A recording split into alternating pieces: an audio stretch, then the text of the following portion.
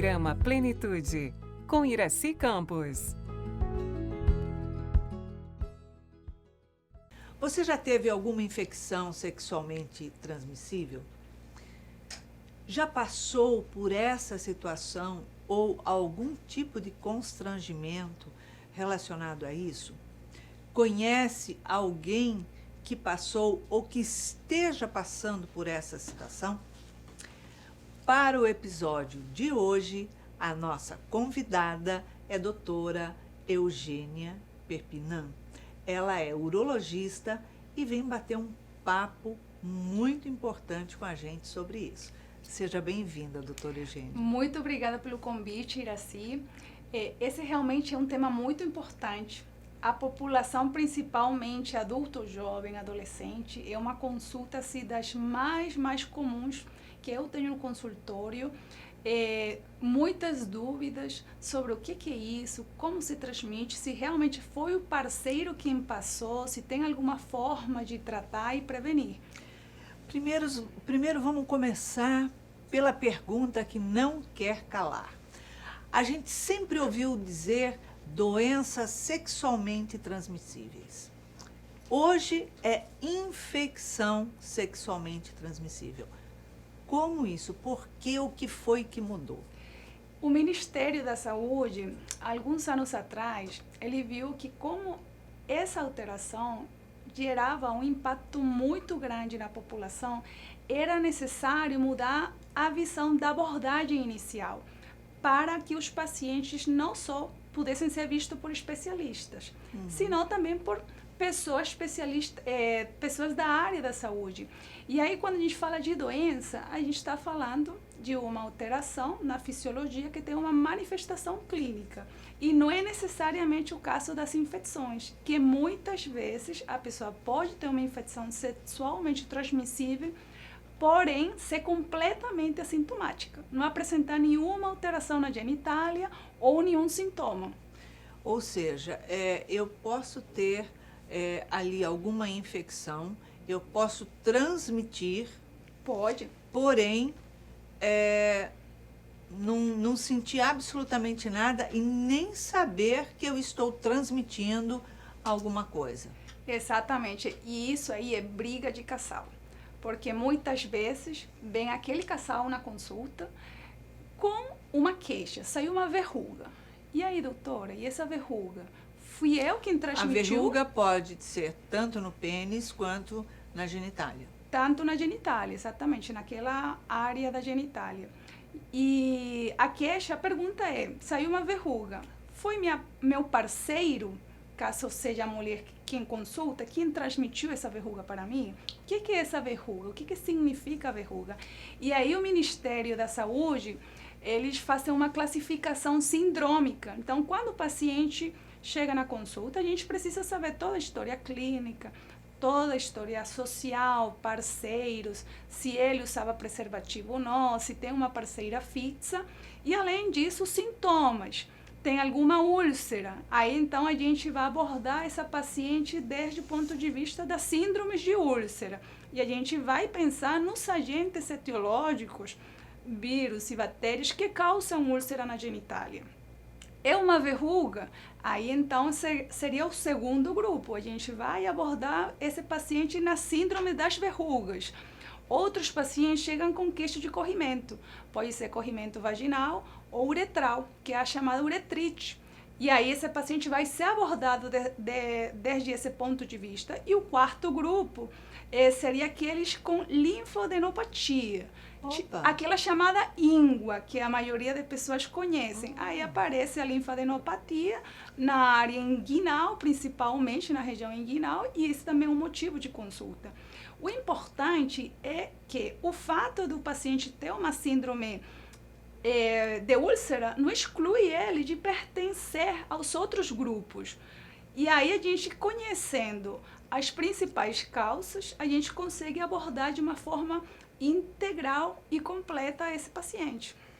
E como a doutora falou, né? No caso de um casal que chega ali com uma doença ou uma infecção, somente a verruga tal, E começa ali a discussão, porque você me traiu, porque um deles tem, o outro ainda não, mas você me traiu, você isso, você aquilo, e o parceiro, a parceira pode estar jurando de pé junto, não, realmente eu não traí.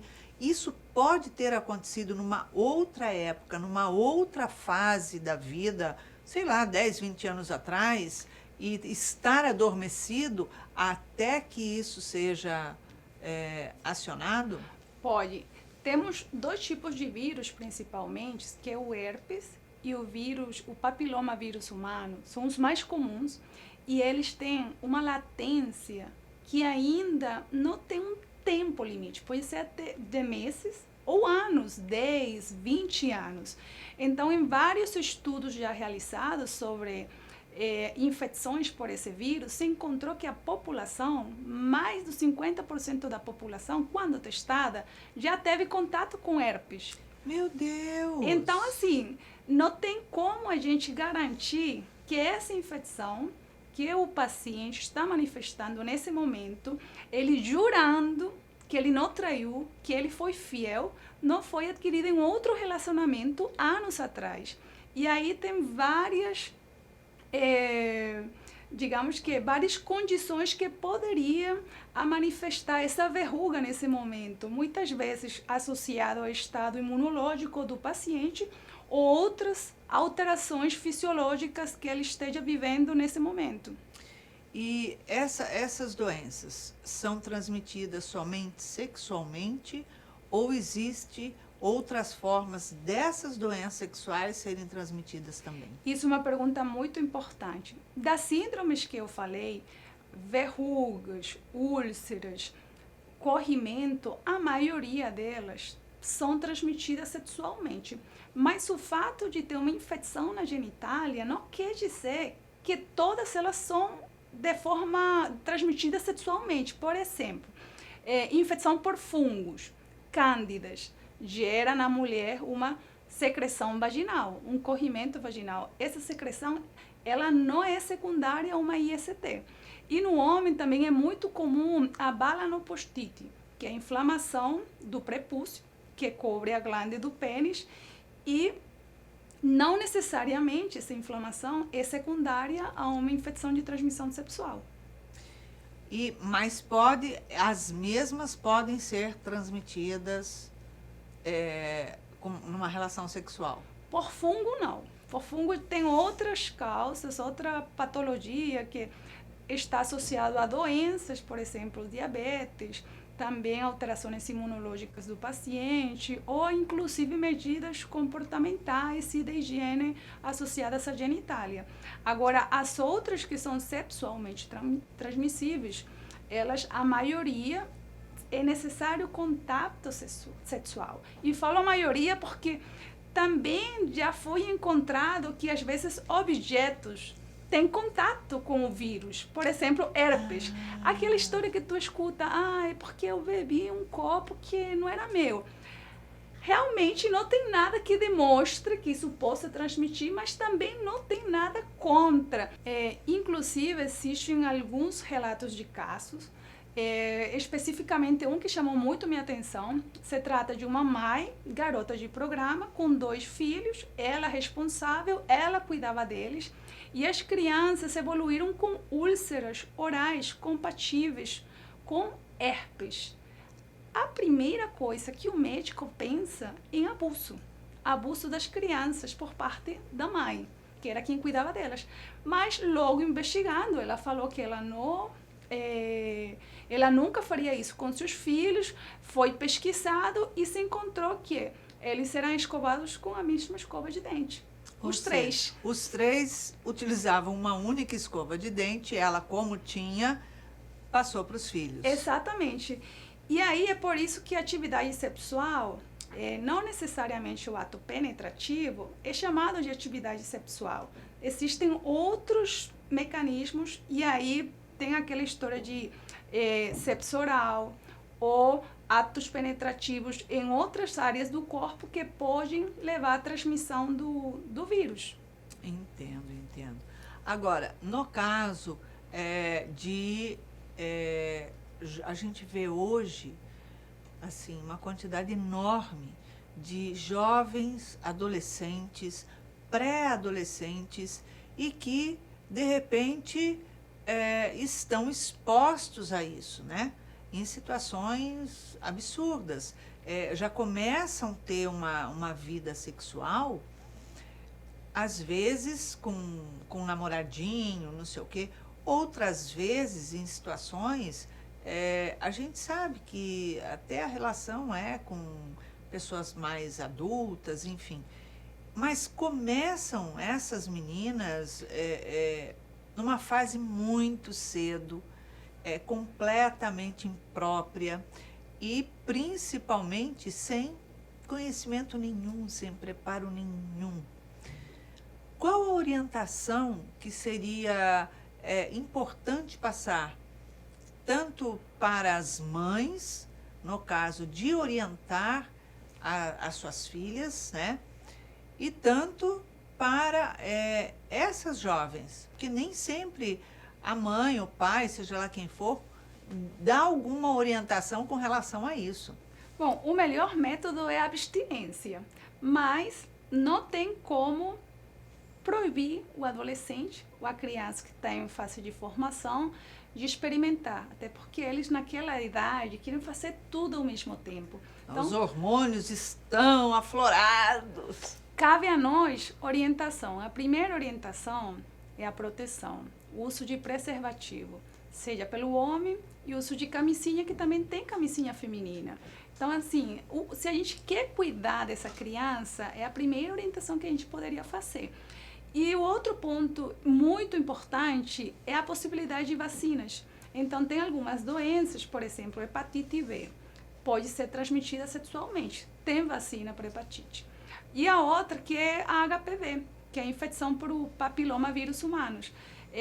O Ministério da Saúde, alguns anos atrás, já incluiu essa vacina pelo SUS, é a vacina tetravalente. E qual é a importância desse HPV?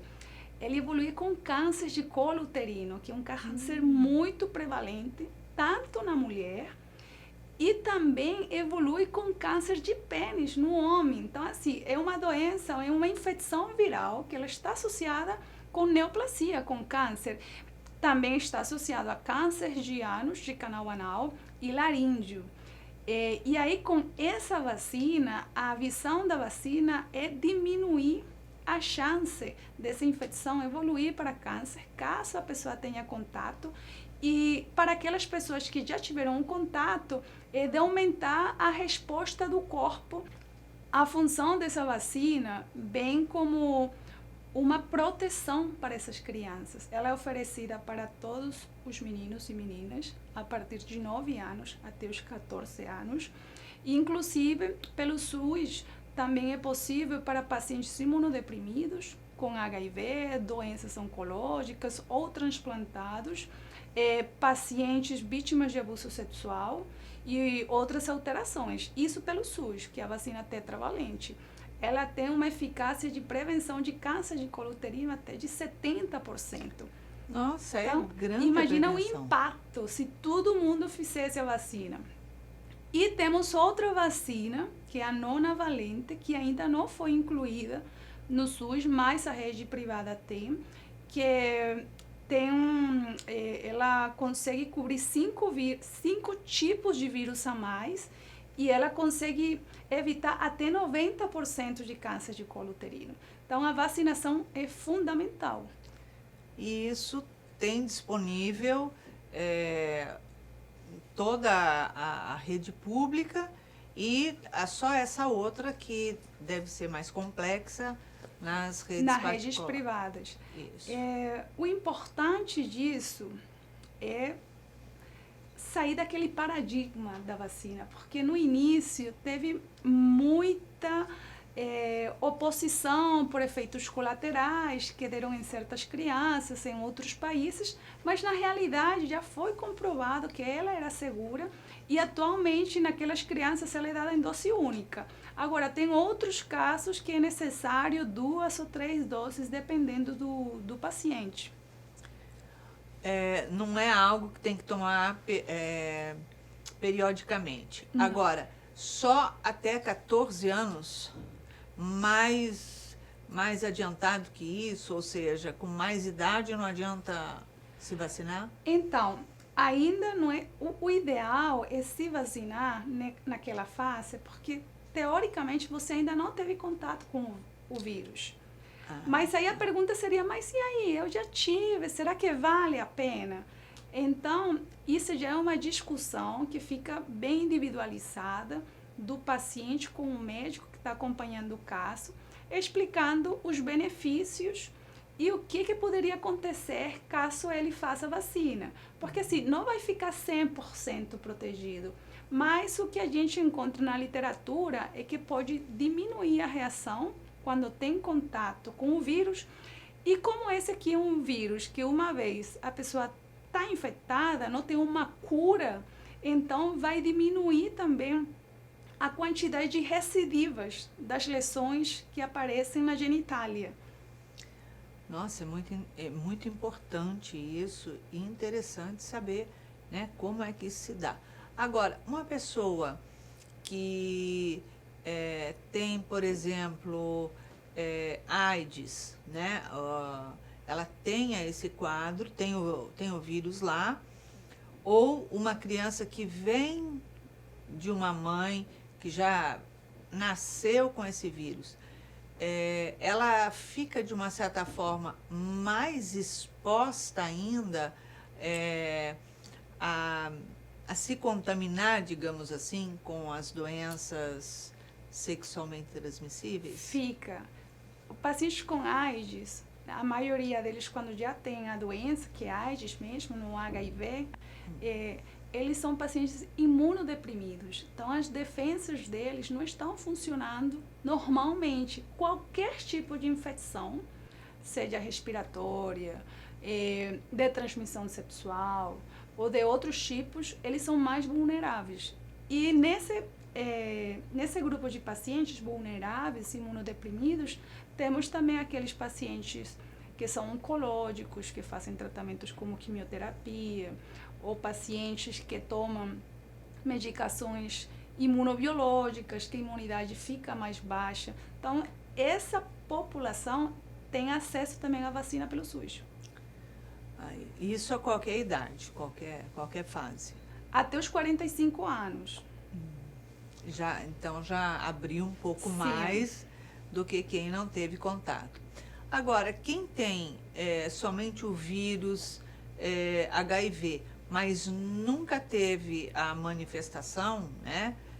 Ela também pertence ao quadro de maior exposição, de mais cuidados? Olha, pertence a HIV/AIDS pelo Ministério da Saúde. Nesse caso da vacina, eles fazem parte do mesmo grupo, embora a gente sabe que não é igual ter HIV ou já a doença desenvolvida AIDS. Certo.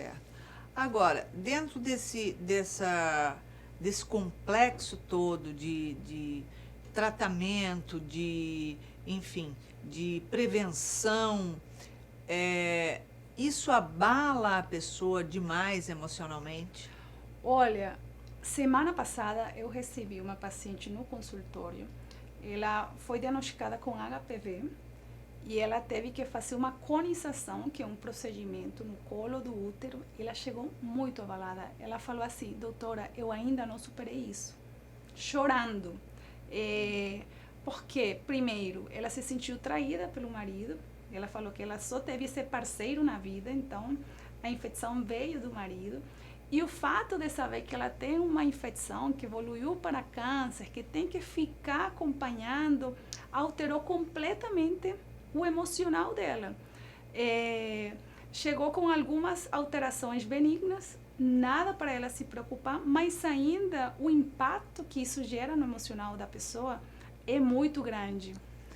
Porque ela fica numa exposição de que eu não tenho cura, eu tenho limitações, eu estou excluída, eu fui injustiçada, fica realmente extremamente doloroso, né? Agora, como agir na prevenção dessas doenças? Prevenção. Primeiro, caso tenha vários parceiros, o uso de camisinha é mandatório. Não tem como. Tem que usar camisinha. Até porque, além das infecções de transmissão sexual, a gente quebra a cadeia. O preservativo, ele é fundamental e é seguro. É seguro. Existem certos casos quando a pessoa tem verrugas ou úlceras fora da região genital, que pode ser no pubis, na região inguinal, e tem contato com outra pessoa, é possível fazer a transmissão. Então, o que é mais importante? Viu que está estranho? Tem uma úlcera? Não está doendo, porque até certas infecções que causam úlcera na genitália não causam nenhum sintoma e elas vão sumir. E aí depois a doença vai evoluir para outras etapas. Elas vão sumir. Por exemplo, sífilis causa uma úlcera, a sífilis primária, uma úlcera que é completamente assintomática. Aí o paciente, isso gera muita vergonha também. Então o paciente não vai na consulta, deixa rolar e ela vai sumir.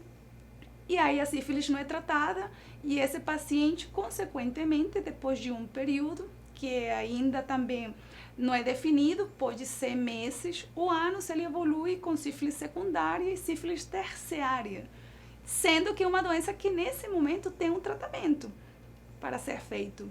E aí esse paciente, quando tem uma úlcera, tem uma verruga, está com corrimento, consulta no médico. Vai na ginecologista, vai na urologista, vai no clínico de confiança, que eles vão saber orientar e abordar de forma integral o que está acontecendo. A pessoa que tem uma infecção que foi transmitida, se ela engravida, qual o risco para esse feto? Então, isso depende do tipo de infecção. Por exemplo, a gente chama isso de infecção vertical, transmissão vertical, quando é transmitido da mãe até o feto. Então, tem infecções como sífilis, HIV, entre outras, que tem essa hepatite, que tem essa transmissão vertical, inclusive com malformações graves no feto. Tem outras infecções, por exemplo, como o herpes, que a gente sabe que não tem uma cura. Então, assim, se a gestante já está contaminada com herpes, não quer dizer necessariamente que a criança vai ter alguma alteração por esse vírus. Aí tem que avaliar se ela tem alguma lesão ativa na genitália, se ela tratou já antes, qual foi o tratamento que ela fez. E aí tem uma série de variáveis que tem que ser individualizadas para cada caso. Até porque no final, dependendo se a via do parto era natural e ela está com verrugas naquela região, muitas vezes o ginecologista obstetra opta por fazer uma cesariana. Mas não é uma receita de bolo. Realmente, cada caso é individualizado. É muito importante que a grávida faça todos os controles pré-natais, com todos os exames durante a gestação, para, caso exista um tipo de infecção, tudo possa ser programado, tratado com antecedência e ser avaliado antes do nascimento da criança. Perfeito. Agora, no caso do tratamento, eu descobri que eu estou aí com uma verruga ou algum outro tipo de doença, de infecção. Como tratar? Como agir quando eu me deparo com isso? As verrugas vai depender do tipo de verruga. Mas assim, falemos do herpes, que é mais comum. Então, saiu uma verruga. Primeiro, ir no médico. Ele vai ter que avaliar se realmente é uma verruga pelo herpes. E aí, dependendo do tamanho e da quantidade, existe a possibilidade de fazer a aplicação de um produto em casa, que é feito pelo paciente, ou um produto no consultório, que é feito pelo médico, ou em casos onde a lesão é muito grande, tem várias, a gente opta por reseção cirúrgica ou ablação no consultório ou no centro cirúrgico. Por que é importante a avaliação do médico? Porque essas lesões, às vezes, além de ser uma simples verruga, pode ser uma lesão precursora de câncer. Então, isso tem que ser visto. Isso é fundamental para que a pessoa tenha o tratamento ali e possa se recuperar.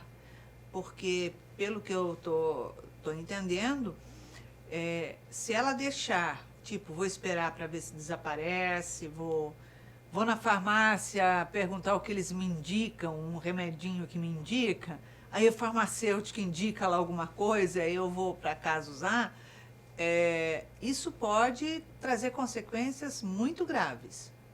Isso aí. Isso enquanto as verrugas pelo HPV, né? Que eu acho que eu falei de herpes inicialmente.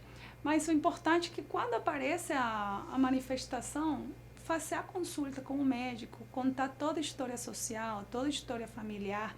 Nunca os detalhes sobram, sempre acrescentam. O médico entender o que está acontecendo com essa pessoa, até para orientar, quebrar a transmissão dessa infecção e melhorar os hábitos comportamentais desse paciente através de orientações. Agora, como uma mãe deve orientar no caso de uma criança, que para mim 12 anos ainda é adolescência, está entrando na adolescência, como orientar essa criança? Mãe é tudo, né? Mãe é tudo.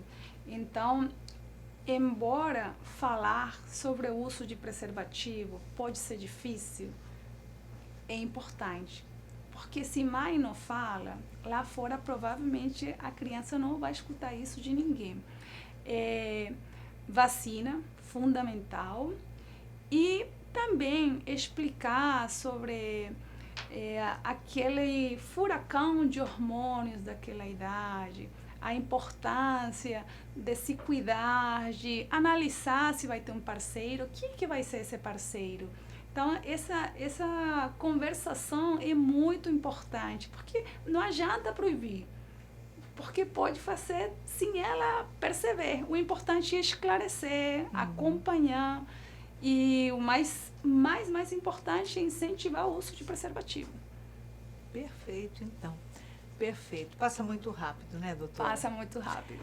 É uma alegria tê-la aqui conosco, entrando em plenitude com você, doutora, nesse momento e trazendo todo esse esclarecimento para todos aqueles que nos acompanham. Muito obrigado pela sua presença. Muito obrigada a você, Iraci, pelo convite. Então, é isso. É tão importante a informação. Além da informação, como a gente pode prevenir utilizando na nossa vida. A pessoa mais importante da sua vida é você. Então, seja prevenido, cuide da sua saúde, cuide-se das pessoas que você se relaciona, avalie, conheça, não seja precipitado, pois a sua saúde é dom divino, é uma bênção. Então, você tem obrigação de se cuidar e isso tudo chama-se autoamor. Um grande beijo para você e uma semana radiante de alegria e crescimento. Muita paz.